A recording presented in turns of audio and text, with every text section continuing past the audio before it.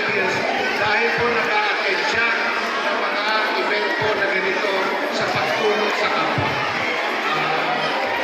Would you like to say a few words? National President Claudio Manuel.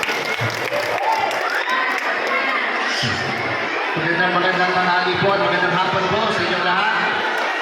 Pasensya na po, muli kami po yung humihingi ng matinding paunawa dahil po kami po ay may simpleng handog lamang sa mga kababayan po natin at gusto po namin ipaalala at bago po lahat pasalamatan po ang buong samahan ng ating fraternity ng Fraternal Order of Eagles Filipinos Incorporated.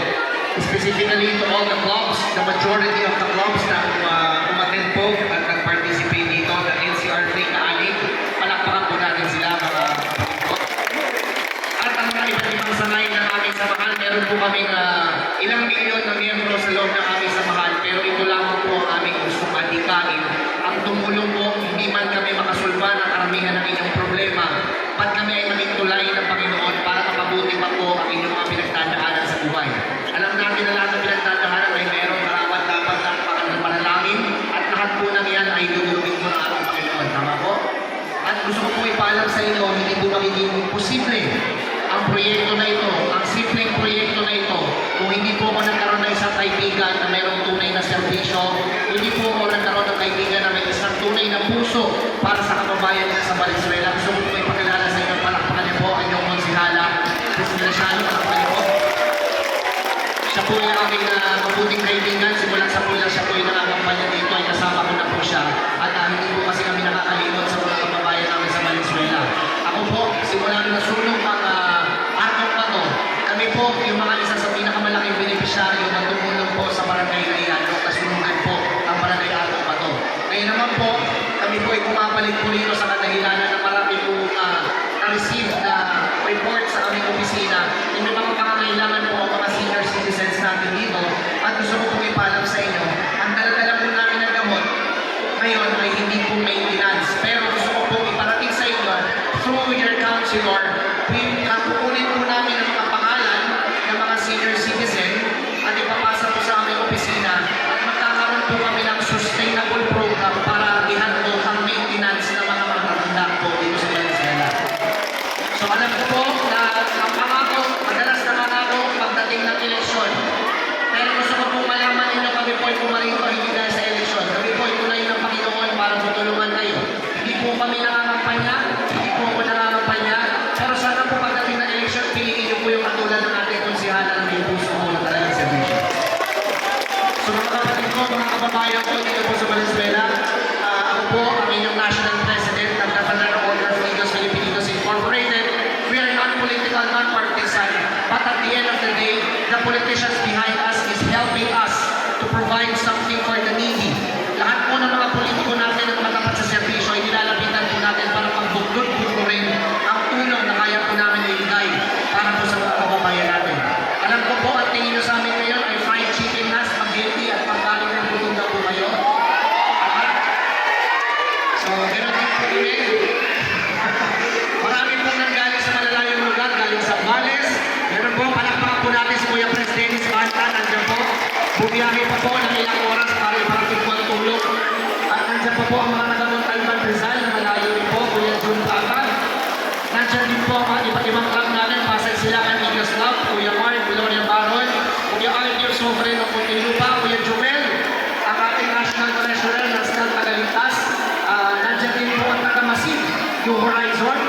Nandiyan ang taga-Masid, Eagles Club. Nandiyan din po ang si Kuya Pres Sani Gregorio, ang Vice Governor, palakpakan po natin. Nandiyan po ang Manila Maragtas. At nandiyan po ang Line Regular de Las Marinas Eagles Club, Kuya Pres Guest, palakpakan po natin. At of course, ang ating nagsalita kanina, Kuya Alex Europa, palakpakan din po natin. And nandito po ang isa po sa official ng MMDA na napakabait po. Trending po ito sa video. Kuya Gilbert Tamani of Mulabi Eagles Club. Baka pinakalimutan pa po ako pasensya na medyo malaki po ang aking nasasakupan. At hindi ko po na nakikita ang karamihan. Pero maraming salamat po sa inyo. At pwede po ba akong makahiling ng isang kahilingan po sa mga kababayan natin dito. Pwede ba ang isang masiga po palakpakan mabuhay ang Agila? Pag sinabi po namin na mabuhay ang Agila, sasagot po tayo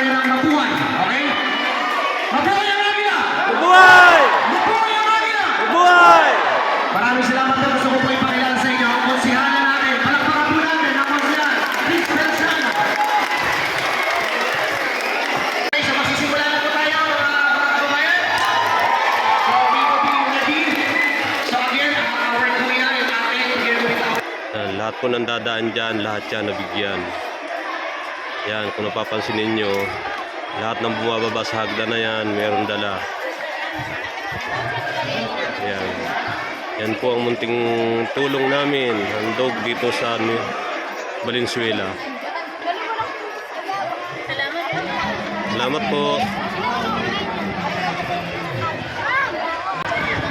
Yan po, kung papansin nyo, kukunti ng tao. Yung kaninang napakarami, ayan na. Unti-unti na silang bumababa at lahat sila ay may bit-bit. Nakakatuwa naman, oh. Ngayon, pwede nating akyatin sila dahil ilan-ilan na lang naman. Ganito dapat, di ba? Oo. Kumbaga, di na Sige. tayo kailangan magsalita. Tignan na lang nila kanina, di ba? Oo, yun na. Kumbaga, napakaganda ng proyekto ng ating national president. Okay. Wala na, na-block na ako ni Kuya. Ano, eh. O kaya nga ang binidyo ko ang hagdan na to, ang sabi ko, lahat ng dadaan dyan may dala. Yes, tama. Oh, yan. Lahat ng bumaba sa hagdan na yan may dala. Dadali ng bawat taong nabibigyan. Di ba? Oo, hindi man ganun karami pero lahat na may nabigyan. Ayun. Ang ating pong national president, ako ay Jojo Valerio, ayan po. Siya po ang dahilan kung bakit may mga ganito tayong klaseng proyekto.